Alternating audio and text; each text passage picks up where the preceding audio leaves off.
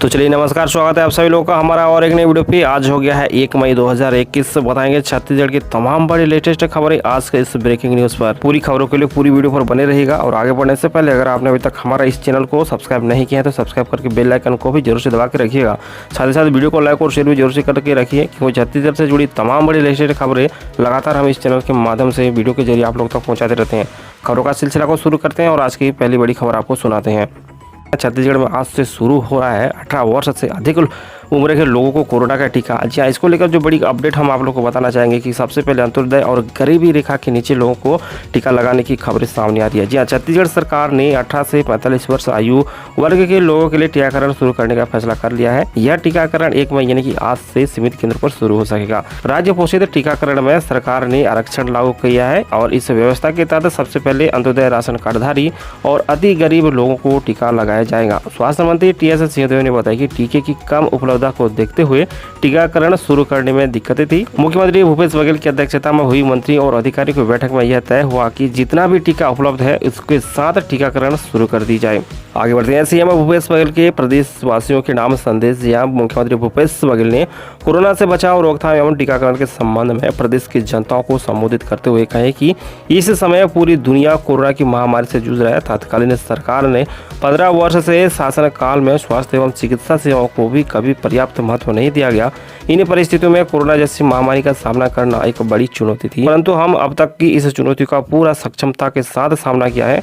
हमने प्रदेश के स्वास्थ्य सेवाओं को ढांचे को व्यवस्था में सुधार हेतु काफी काम किए हैं, जिनके कारण ही कोरोना प्रबंधन में हमारे राज्य की स्थिति अन्य राज्यों की तुलना में काफी बेहतर है। आगे बढ़ते हैं। अगली बड़ी अपडेट हम आप लोगों को बता के चलते हैं। जी आज है 1 मई यानी कि मजदूर दिवस। इंटरनेशनल लेबर डे के रूप में मनाया जाता है मजदूर दिवस। आज के दिन दुनिया भर में कामगार अपने अधिकारों की आवाज बुलंद करते हैं, खुद के खिलाफ हो रहे अन्याय के विरोध में आवाज उठाते हैं, सरकार से अपने अधिकारों की मांग करते हैं।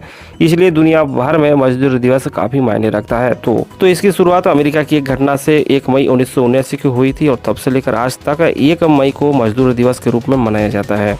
आगे बढ़ते हैं। अगली बड़ी अपडेट हम आप लोगों को बता के चलते हैं। कोरोना प्रभावित लोगों को मुफ्त में राशन और आर्थिक मदद की मांग कर रहे किसान सभा के कार्यकर्ता। जी हाँ, कोरोना प्रभावित जनता को राहत देने और जन स्वास्थ्य की सुविधा को लेकर छत्तीसगढ़ किसान सभा के कार्यकर्ताओं ने गाँव के अंदर घर घर हाथों में पोस्टर लेकर प्रदर्शन किया। सभा में मुफ्त राशन किट देने और नकद आर्थिक मदद देने, सभी प्रवासी मजदूरों को मुफ्त परिवहन सुविधा उपलब्ध कराने तथा सबको मुफ्त टीका लगाने की मांग की है। चलिए आगे बढ़ते हैं और छत्तीसगढ़ के लेटेस्ट कोरोना अपडेट हम आप लोगों को बता के चलेंगे। जी हाँ, छत्तीसगढ़ में अब तक के आंकड़े के अनुसार 7,13,706 लोग संक्रमित हुए हैं, जिनमें से 5,87,484 लोग रिकवर भी हो चुके हैं। वर्तमान में 1,17,910 लोग एक्टिव संक्रमित हैं। प्रदेश में एक्टिव पेशेंट की अनुपात 16.5% है। वहीं रिकवरी दर की हम बात करें तो प्रदेश में 82.3% है।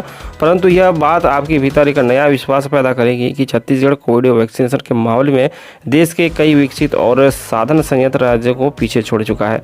प्रदेश में 55,69,000 से ज्यादा डोज वैक्सीन लग चुके हैं और देश के बड़े राज्यों से छत्तीसगढ़ कई आगे चल रहा है। इसके अलावा छत्तीसगढ़ में वैक्सीनेशन 72% हुआ है, जो देश के सर्वाधिक के आंकड़े में आती है।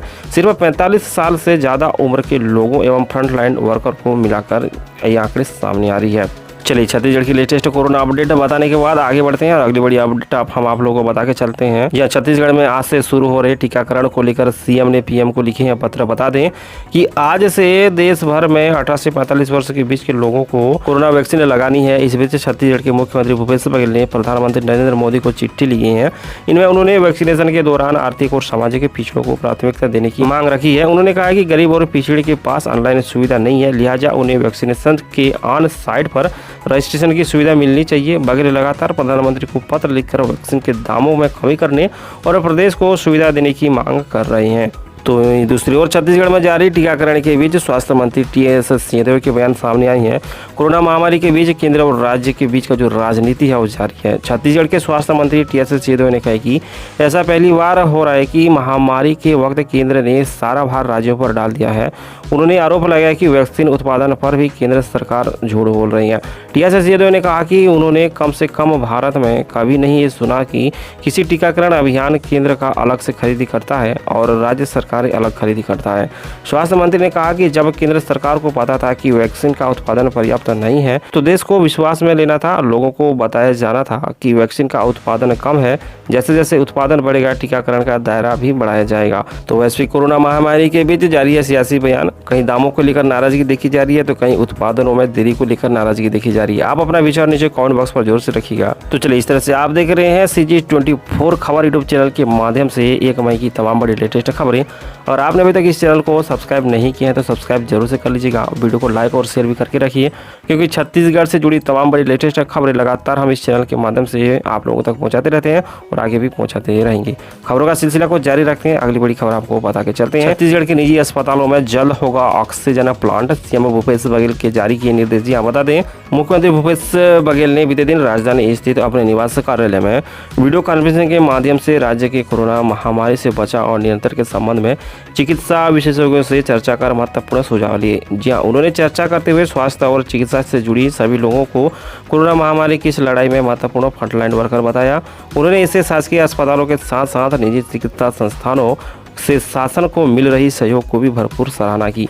यहाँ सीएम भूपेश बघेल ने छत्तीसगढ़ के सभी निजी अस्पतालों में जल्द से जल्द ऑक्सीजन प्लांट लगाने के निर्देश दिए हैं।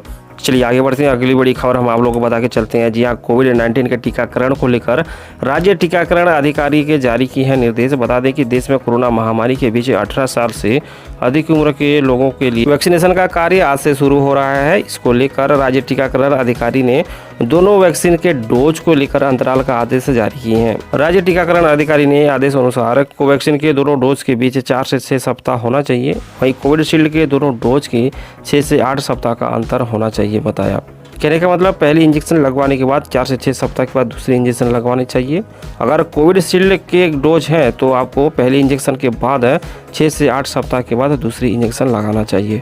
चलिए आगे बढ़ते हैं। वहीं दूसरी ओर स्वास्थ्य मंत्री TS सिंहदेव ने लैब का किया लोकार्पण। बताते हैं, लोक स्वास्थ्य एवं परिवार कल्याण तथा चिकित्सा शिक्षा मंत्री TS सिंहदेव ने बीते दिन शुक्रवार को कांकेर और महासमुंद में कोरोना सैंपलों की RT-PCR जांच के लिए वायरोलॉजी लैब का ऑनलाइन शुभारंभ किया। इन दोनों नए लैबों को मिलाकर अब प्रदेश में 9 शासकीय लैबों में RT-PCR जांच की सुविधा हो गई है।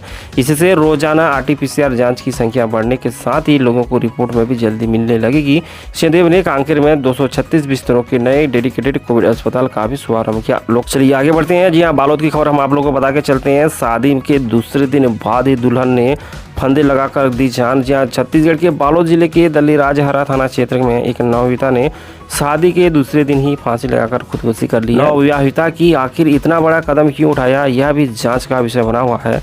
जानकारी के अनुसार दल्लीराजहरा के वार्ड क्रमांक 12 निवासी महेश निषाद के पुत्र अनिल निषाद का ही शादी ग्राम लोंडी की युवती उमेश्वरी निषाद से 28 अप्रैल को सामाजिक रीति रिवाज के साथ हुआ था। फिलहाल दल्लीराजहरा पुलिस ने पूरे मामले की जांच पर जुटी हुई है। तो वहीं दूसरी ओर दुर्ग में गर्भवती महिलाओं को लेकर राहत बड़ी खबर सामने आ रही है। छत्तीसगढ़ के नगर निगम दुर्ग सीमा क्षेत्र में काम करने वाली महिलाओं के लिए राहत खबर है। प्रेग्नेंट महिला कर्मियों को मनपसंद जगह में काम करने की छूट मिलेगी। उनकी मांग पर उन्हें मातृत्व अवकाश भी मंजूर किया जाएगा।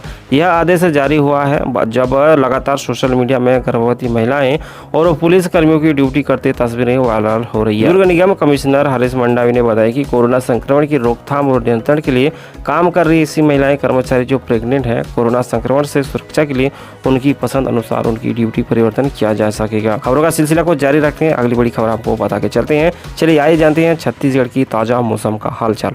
जहाँ राजधानी समेत प्रदेश में भले ही मौसम फिर बदल गया है, लेकिन सूरज की तपिश अप्रैल के आखिरी दिनों तक हलाकान करने लगी है।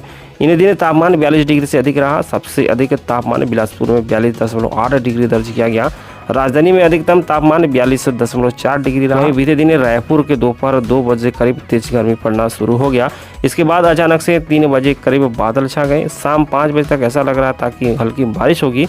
हालांकि बारिश तो नहीं हुई, लेकिन छत्तीसगढ़ के विभिन्न जगहों में हल्की फुल्की बारिश होने की खबर सामने आ रही है। चलिए तो वही दूसरी ओर रायपुर से एक बड़ा हादसा, जहाँ गैस सिलेंडर फटने से पूरा मकान खाक में बदल गया। जी रायपुर के धरसीवा इलाके में शुक्रवार को बड़ा हादसा हो गया। इस इलाके में पूरा गांव के एक मकान में सुबह करीब 10 बजे गैस सिलेंडर फट गया। ब्लास्ट की वजह से पूरा गांव दहल गया। लोग हड़बड़ा कर अपने अपने घरों से बाहर आए तो देखा मकान में बड़ी लपटें से घिरा हुआ है। कच्चे मकान की छत पूरी तरह से जलकर खाक हो गई। अंदर रखी मोपेड और दूसरा सामान भी जलकर खाक हो गया। रायपुर से रेस्क्यू टीम मौके पर पहुंची। करीब 2 घंटे तक चली ऑपरेशन के बाद आग पर काबू पा लिया गया। तो चलिए, इस तरह से आप देख रहे थे एक ही तमाम बड़ी लेटेस्ट खबरें CG24 खबर यूट्यूब चैनल के माध्यम से। अगर आपने अभी तक इस चैनल को सब्सक्राइब नहीं किया तो सब्सक्राइब जरूर से करके रखिए। वीडियो को लाइक और शेयर भी जरूर से कर दीजिएगा, क्योंकि छत्तीसगढ़ से जुड़ी तमाम बड़ी लेटेस्ट खबरें लगातार हम इस चैनल के माध्यम से आप लोगों तक पहुंचाते रहते हैं। तो मिलते हैं कल और एक नया अपडेट के साथ। तब तक के लिए हमें दीजिए इजाज़त। नमस्कार।